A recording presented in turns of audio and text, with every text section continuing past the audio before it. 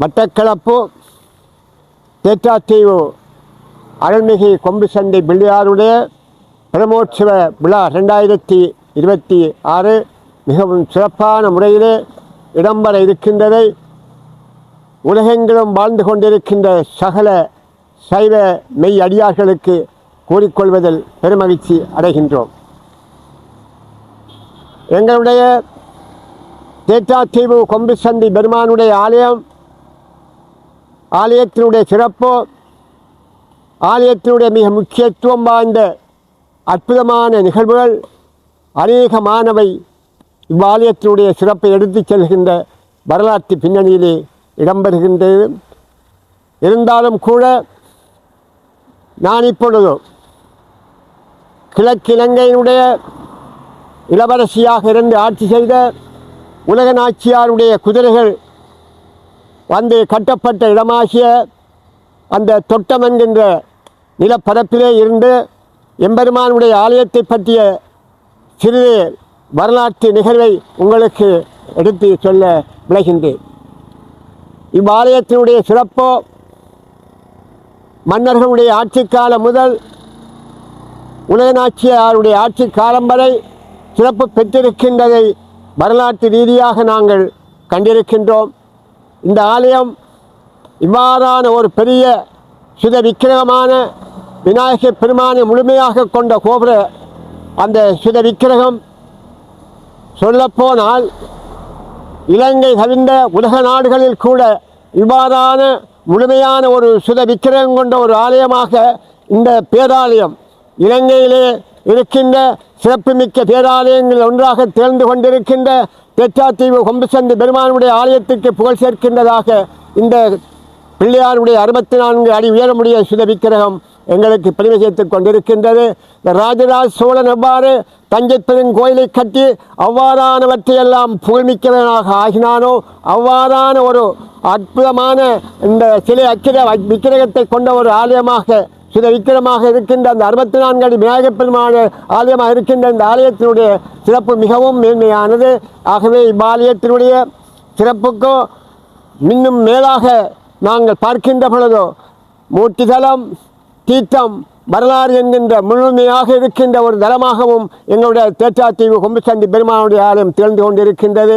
மூர்த்தி பெருமான் முக்கியமாக இருக்கின்றார், தலத்தினுடைய சிறப்பை கொண்டவராக இருக்கின்றார், தீர்த்தம் பாலபுஷ்கரணி தீர்த்தத்தை கொண்டவராக இருக்கின்றார். ஆகவே இவ்வாறான இந்த ஆலயம் நீண்ட கால வரலாற்றை கொண்டதாக இருந்தாலும் கூட ஒவ்வொரு ஆண்டும் சிறப்பான முறையில் இடம்பெற்று கொண்டிருப்பதற்கு அண்மையிலே மகா கும்பாபிஷேகத்தை கண்டு இன்னும் 2 வருடங்களின் பின் மீண்டும் மகா கும்பாபிஷேகத்தை காண இருக்கின்ற ஒரு தலமாகவும் இந்த கொம்பு சந்தி பெருமானுடைய ஆலயம் திகழ்ந்து கொண்டிருக்கின்றது.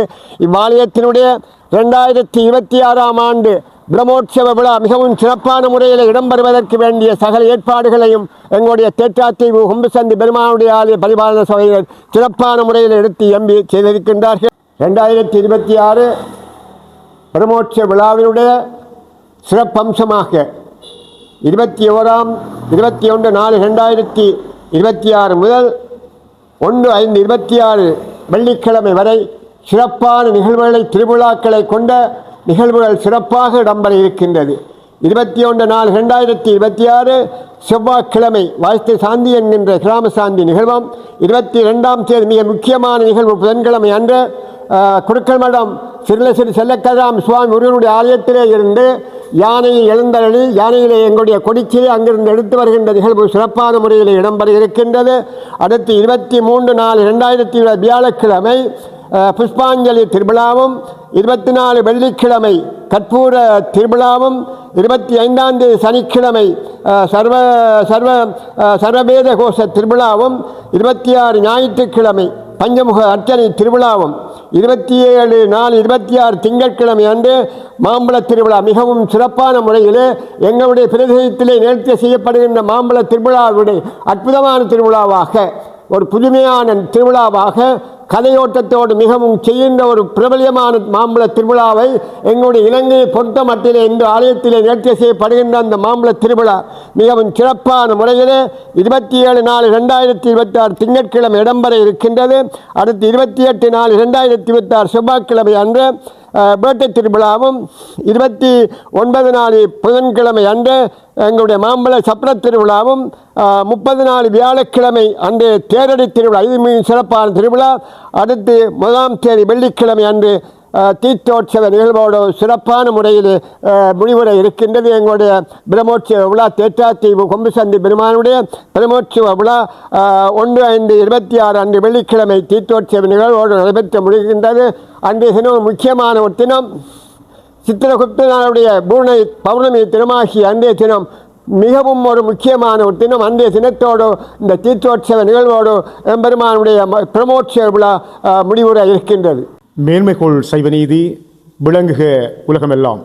அல்லல் போம் வல்வினை போம், அன்னை வயிற்றில் பிறந்த தொல்லை போம், போகா துயரம்போம், நல்ல குணமதிகமாம் அருணை கோபுரத்துள் மேவும் கணபதியை கைதொழுதக்கால். ஆமாம் அன்பர்களே, எமது இலங்கை திருநாட்டின் ஆதவனின் வரவு காணும் கிழக்கிலங்கையிலே மீன்பாடும் தேனாடு என்று சிறப்பித்து கூறப்படுகின்ற மட்டுமா நகரின் தென்பால் 13 மைல் தொலைவிலே அமைந்திருக்கின்றது தேற்றாத்தீவு என்னும் திவ்யபதி. இந்த பதியின் மத்தியிலே பன்னெடுங்காலமாக கோயில் கொண்டு அருள் பாலித்துக் கொண்டிருக்கின்றார் கொம்புச்சந்தி பிள்ளையார். இந்த கொம்புச்சந்தி பிள்ளையார் ஆலயமானது உலகத்திலே எங்குமில்லாதவாறு விநாயக பெருமானுடைய சுதை விக்கிரகத்தை 64 உயர சுதை விக்கிரகத்தை கொண்ட ராஜ கோபுரமாக கொண்டமைந்திருக்கின்றது. அது மாத்திரமல்ல, கற்ப கிரகம், அர்த்த மண்டபம், மகா மண்டபம், நிறுத்த மண்டபம், தம்ப மண்டபம் என மண்டப முறைகளையும் அதேபோன்று பல்வேறுபட்ட பரிவார ஆலயங்களையும் கொண்டதாக இது அமைந்து காணப்படுகின்றது. அது மாத்திரமல்ல, ஓவிய கலைக்கும் சிற்பக்கலைக்கும் கட்டிடக்கலைக்கும் ஒரு எடுத்துக்காட்டான ஆலயமாகவும் இது விளங்குகின்றது. இந்த ஆலயத்தை பார்த்தால் விளங்கும் நாகர பேசர திராவிட பாணி என்று கூறப்படுகின்ற கட்டிட கலைப்பாணிகளை உள்ளடக்கியதாக இந்த ஆலய கட்டுமான பணி அமைந்திருக்கின்றது. ஓவிய கலைக்கும் பேர் போன ஒரு ஆலயமாக விளங்குகின்றது. 18 சித்தர்கள், அதேபோன்று 63 நாயன்மார்கள், இவ்வாறுபட்ட அந்த ஓவியங்கள் எல்லாம் இங்கே வரையப்பட்டிருக்கின்றன. சந்தான குரவர்கள் மற்றும் சமய குரவர்கள் ஆகியோருக்கு இங்கே சிலைகள் வடிக்கப்பட்டு சமய குருவுடைய குருபூசை கூட சிறப்பான முறையிலே இடம்பெறுகின்ற ஒரு தலமாகவும் இந்த தலம் விளங்கிக் கொண்டிருக்கின்றது. பல்வேறு விசேட விழாக்களையும் பூசைகளையும் சிறப்பான முறையிலே செய்விக்கின்ற ஆலயமாக இந்த ஆலயம் விளங்கிக் கொண்டிருக்கின்றது. இவ்வாறுபட்ட ஒரு ஆலயம் எமது இலங்கையில் இருக்கின்றது என்றால் எமது இலங்கை வாழ் மக்களுக்கெல்லாம் பெருமை. ஏனென்றால் இன மத சாதி வேறுபாடின்றி இந்த கிராம மக்கள் மாத்திரமல்ல, இலங்கை மக்கள் மாத்திரமல்ல, வெளிநாட்டு மக்களும் வந்து தரிசித்து செல்கின்ற ஆலயமாக இந்த ஆலயம் விழிந்து கொண்டிருக்கிறது என்றால் அது மிகையாகாது. இவ்வாறுபட்ட ஆலயம் ஒவ்வொரு ஆண்டும் சித்ரா பௌர்ணமி திதியை தீர்த்த நாளாக கொண்டு 10 நாட்கள் உற்சவம் நடைபெறுகின்ற ஆலயமாக இது விளங்கிக் கொண்டிருக்கின்றது. அந்த வகையிலே எதிர்வரும் 22ஆம் திகதி இந்த ஆலயம் கொடியேற இருக்கின்றது. ஆலய கொடியேற்றமானது குறுக்கமிடம் முருகப்பெருமானுடைய செல்ல கதிர்காமர் சுவாமி ஆலயத்தில் இருந்து யானையிலே கொடிச்சிலை கொண்டு வரப்பட்டு சரியாக 11:30 அளவில் எதிர்வரும் 22ஆம் திகதி கொடியேற்றம் இடம்பெற இருக்கின்றது. தொடர்ந்து ஆலயத்திலே புஷ்பாஞ்சலி திருவிழா, கல்புரஜோதி திருவிழா, மாம்பழ திருவிழா, சதுர்வேத கோஷ திருவிழா மற்றும் வேட்டை திருவிழா, அதேபோன்று தேர் திருவிழா, சப்ர திருவிழா என்ற திருவிழாக்களும் மற்றும் தீர்த்தோற்சவம் இடம்பெற இருக்கின்றது. தீர்த்தோற்சவம் என்றால் அதாவது மூர்த்தி தலம் தீர்த்தம் என்று சொல்கின்ற 3 சிறப்புகளையும் கொண்ட இந்த ஆலயத்திலே பாலாறு பால புஷ்கரணி கங்கை ஒன்று அமைந்திருக்கின்றது. அந்த பாலாறு பால புஷ்கரணி கங்கையானது பாலாவி தீர்த்தம் ஒன்று பால் நிறமாக காட்சியளித்துக் கொண்டிருக்கின்றது. இந்த தீர்த்தத்திலே எதிர்வரும் 1ஆம் திகதி 5ஆம் மாதம் 1ஆம் திகதி எம்பெருமான் தீர்த்த உற்சவத்திற்கு எழுந்தருளி அடிகளுக்கு அருள்வாளிக்கின்ற நிகழ்வு கூட இடம்பெற இருக்கின்றது. இந்த சித்ரா பௌர்ணமி திதி தாயை இழந்தவர்கள் பிதிர்கடன் தீர்க்கின்ற ஒரு நாளாக அமைந்திருக்கின்றது.